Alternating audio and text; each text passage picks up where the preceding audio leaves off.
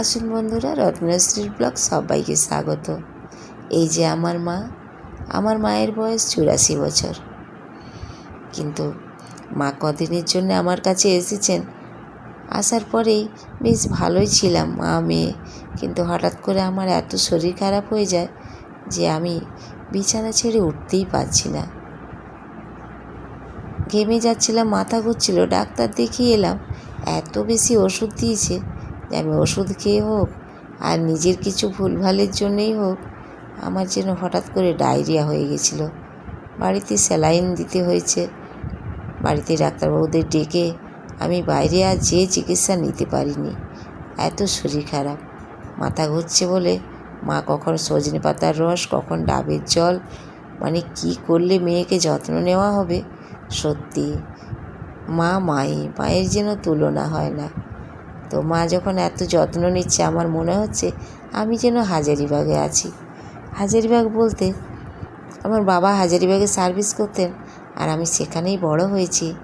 তাই মা মেয়ে বাবা যখন হাজারিবাগে থাকতাম, আজকে যখন আমি মায়ের কাছে এইভাবে যত্ন পাচ্ছি, সেই ছোটোবেলায় মনে হচ্ছে মা আমার যত্ন নিচ্ছে, আমি হাজারিবাগে মায়ের কাছে আছি। আজ আর বাবা নেই, কিন্তু মাকে পেয়ে শরীর খারাপেও যেন কত ভালো লাগার।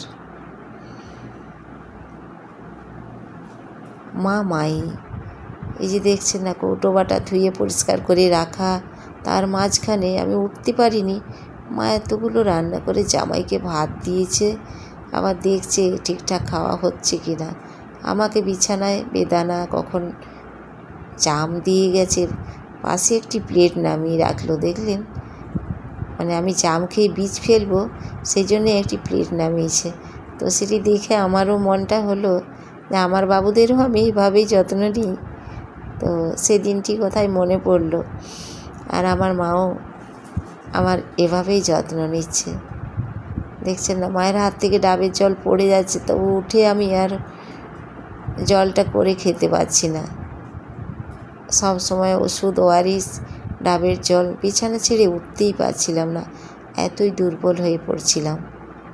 তো যাই হোক, অনেক কষ্ট করে ডাবের জল, ওআরএস খেয়ে নিজেকে একটু ঠিকঠাক করে রাখছি।